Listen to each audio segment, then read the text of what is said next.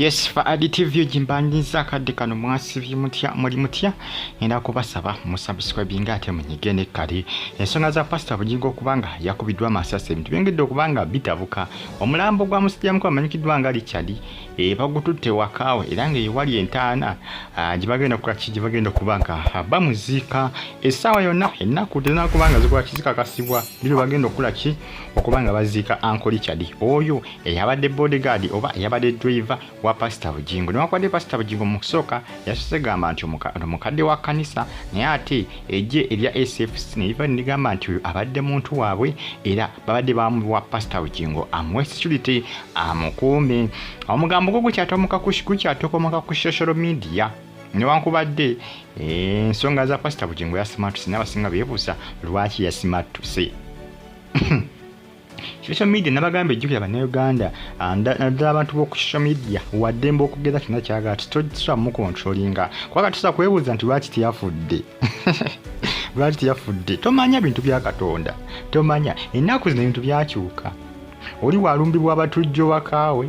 ng'aliwo ne famire ne batta oba kale abatemu kambayite batemu ne batta ab'owakaawe okunabonabo naye n'asigala poliisi emukwata nga suspect emukwata nemubuuza lwaki tewafudde oyinza okuba igwe wapangidde banno abantu abo babatte lwaki gwe tewafudde ebiseesinga bw'olamawo eryandibadde essanyu nti bagambye nti kasita ono yasimatuse nedda giba miwunyo era poliisi ekukwata nga suspect omuvunaanyizibwa asookera ddala omuvunaanwa asookera ddala ng'osooketa prime suspect kakati bula Pastor Bugingo essaawa abasinga bagamba nti poliisi ani bali mutwanga prime suspect lwaki teyafudde kugamba ebintu bitabula bannaye Katonda yekanyika yamanyi ensonga zino zonna ezabaddewo tusobola kujajinga muntu nga tumanyi biki byabaddewo ge mazima naye nga ensonga zikyagenda mu maaso ku social media mpaka nakakati eno bagitafa additive gisubscribe ate onyigene kale Uncle Richard omulambo gwatwalidda ewakaawe era nga yewali n'entaana bagenda okubanga bamuziika abasinga beebuuza singa balagakoko ne ku mulambo olaba abasinga ku social media ndabyo nga abasinga bawakana nga bagamba nti n'omulambo gwa Uncle Richard mugeza kuba teguliimu kwegaba bannange bitabula bikonfusinga subscribe ate onyigene kale mbebaza mbagamba nti muli bamanyi okubanga mugifollowinga omulungi Richard bamuleese ewaka ewali ennyumba ye ey'olubeerera w'omulira mu kifuba kya Yesu Richard waffe okusaba byonna bigenda kukola ki bikolebwako essaawa yonna bakyali mu nteekateeka Uncle Richard yoyo eyafiiridde mu Masasi agakubiddwa lunaku olwakubiri olwa wiiki eno nga balumbi nga bagala okutta Pastor Aziirise Bugingo. Pastor Bugingo abalabe alina bangi era yagamba talina gwenza songa muluno nti yabadde akoze ki nti yabadde amulumbye bitabula bikonfusinga Katonda yatusinga ffenna okumanya era Katonda yamanyi ki ekigenda mu maaso n'abani abadde bageza kwagala okumuta na biki ebyabaddewo kubanga abasinga bagamba nti Pastor Bugingo wabanga yabadde alumbiddwa ab'emmundu yajjewo amaanyi ate agagoba abatemu mu mmotoka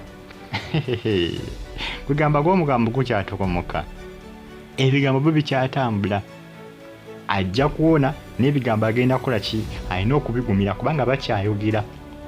social media nga wogimanyi tosobola bakontrolinga tosobola bagamba nti temukyogera ekyo ne bakivaako buli omu asobola okwogera kyonna kyayagala eri ayinza okugamba nti okufa kwabadde ku setting kwabadde plan D okulumbibwa kwabadde plan D oli ayinza okugamba nti Pastor Bugingo eya pansi abatemu abasse driver we kwegamba bino sobola bikontrolinga olina okusirika busirisi era ng'essaawa Pastor Bugingo alina just kukola ki kusirika busirisi kubeera silent kusirika busirisi agumire byonna kubanza embisubi ate bikyayiika ebigambo bikyayiika kumukumu naye nga bijja kumala biggwe naye nga bakyatokomoka kwokutokomoka kukyagenda mu maaso mpaka nakatoba n'omulambo bagamba nti guyinza okuba mukesi teguliimu ogwa Uncle Richard eyafiiridde Masasi gano abasinga bagiyise movie teyabadde firimu kwegamba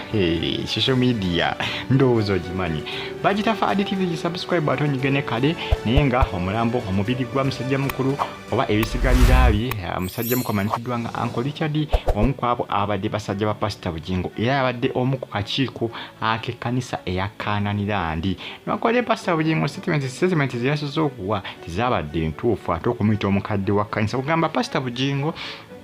omusajja ono abadde yamufuna naye ng'endiga zimumanyi nga mukadde wa kkanisa tewabadde wabadde amanyi nti wa SFC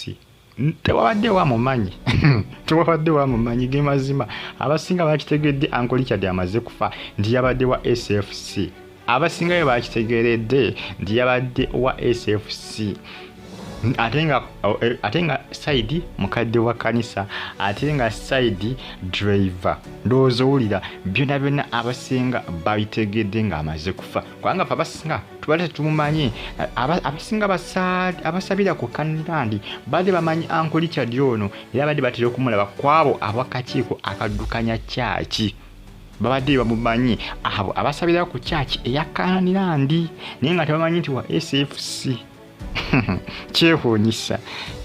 ebyama byavuddeyo ng'amaze kufa Uncle Richard wumula mirembe Uncle Richard bagita Fadi TV gisubscribe ate onyigere kale mbebaza mbagamba nti muli b'amaanyi nnyo kubanga mugifollowinga musajja mukulu Pastor Bugingo ebizibu bijja kumusukako bajja kumulaba anogose kubanga n'olunaku olw'eggulu amaanyi abadde talina kamunguluze ng'amuliko